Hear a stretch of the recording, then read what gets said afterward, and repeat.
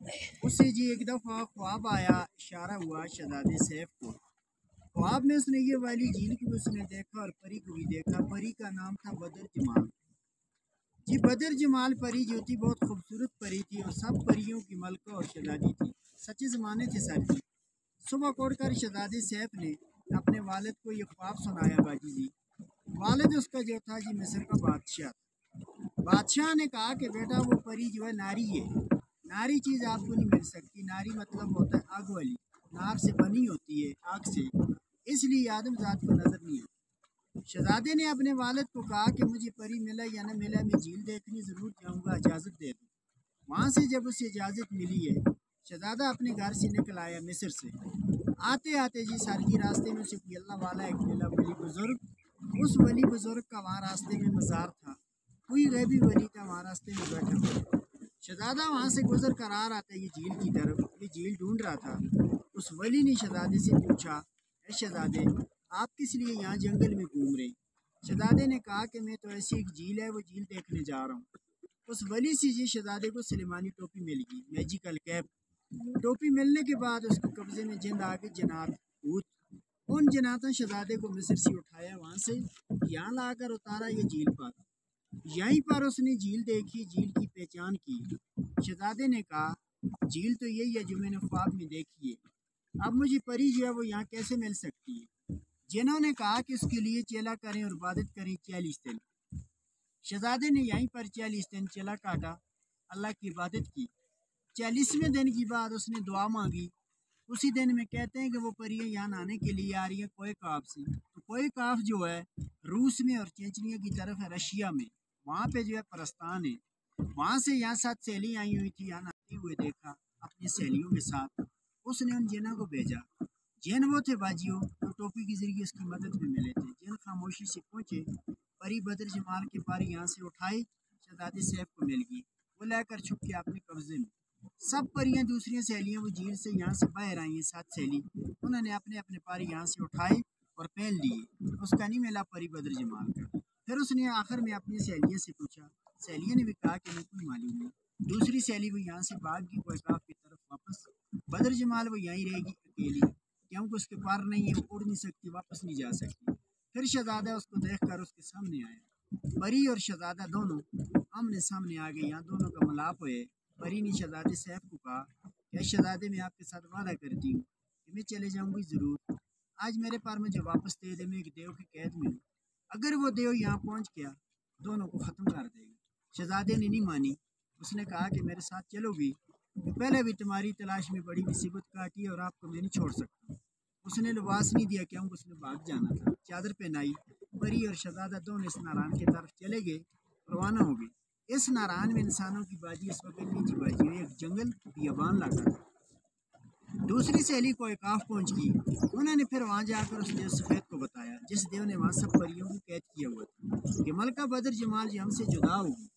कोई पता नहीं झील में डूब गई क्या हुआ। देव वहां से ढूंढने के लिए, तलाश के लिए निकला। यहाँ कर पहुंचा, यहाँ से जो पानी जा रहा है ये नाला, उस वक्त ये पानी यहाँ से नीचे नहीं जा रहा था। यहाँ एक पहाड़ी थी, ये झील बंद थी, बड़ी झील थी, ऊपर तक ये भरी हुई थी, झील ऊंची थी। पानी का रास्ता, वो जो घर नजर आ रहे हैं सामने, छोटी पहाड़ है वहाँ पे। इन घरों की बैक साइड में बाजी आपको नाला नजर आ रहा है, गैप जी। शुरू में पानी का रास्ता वो था सर जी, किसी नाले के अंदर से गुजर कर उस तरफ को जा रहा था। फिर देव ने यहाँ से अपनी एड़ी लगाकर इस पहाड़ को, ये झील को यहाँ से तोड़ा है। इस जाएगा, नीचे गिर गई, डूब गई, उसको मैं यहाँ से बाहर निकालूं। जब उसने यहाँ से झील को तोड़ा, ये रेती इलाका था। इस नारायण के अंदर तूफान गया, फ्लड। वहाँ जाके जब नारायण में पहुंचे, परी और शहजादे ने दुआ मांगी। उस जमाने में सारी दुआएं जल्दी कबूल हो जाती थी। इस नारायण के अंदर जमीन में एक पहाड़ बन गया। उस पहाड़ के अंदर एक सुरंग बन गया, गार। जिस गार के अंदर भाग कर परी और शहजादा दोनों छुप गए। दाईं साइड से भी तूफान गुजर गया और बाईं साइड से भी। ये गार जो है नारायण में अभी भी मौजूद है।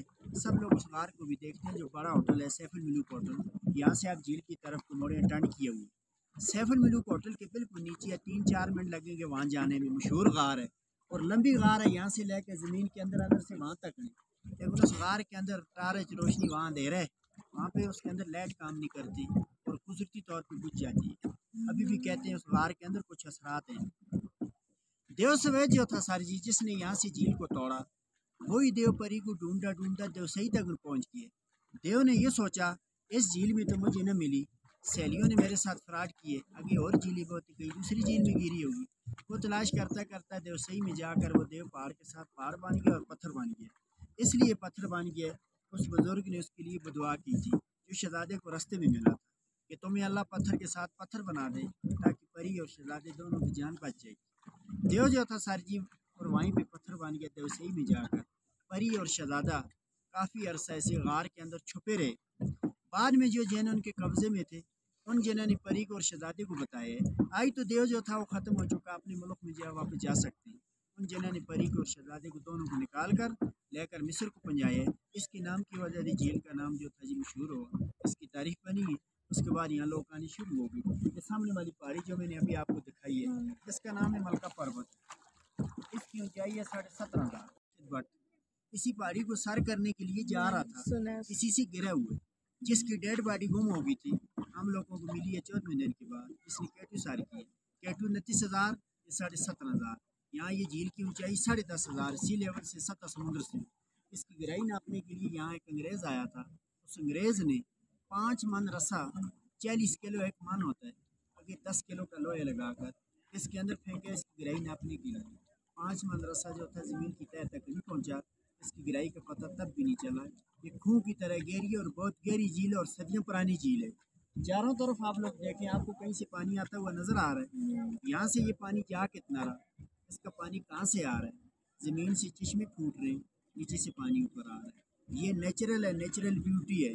اس کو کسی نے کھود کر نہیں بنایا، نہ اس کو کسی نے روک کر بنایا، اللہ کی قدرت سے بنی ہے. تو یہ جاتی کہاں ہے؟ اور سب لینڈ سلائڈنگ، مٹی، کچرا، ایور لانچ، پتھر سب اسی کے اندر آ کر گرتے ہیں. اگر اس کی گہرائی نہ ہوتی سر جی، اس نے ابھی تک پتھروں سے باہر جانا تھا، ختم ہو جانا تھا کب کا.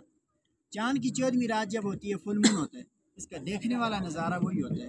چاند کا پورا عکس پڑتا ہے. ان پہاڑوں کا عکس ہوتا ہے یہ جھیل میں نظر آتا ہے شیشے کی طرح. آپ کہے کہ دنیا کے جنت کے لیے، لیکن شرط ہے موسم صاف ہو تو تب آسمان میں بادل نہ تبھی نظر آتا ہے. اب یہ کہانی ختم ہوگی، کمپلیٹ ہوگی. اللہ دوبارہ ادھر بیٹھ کے باجی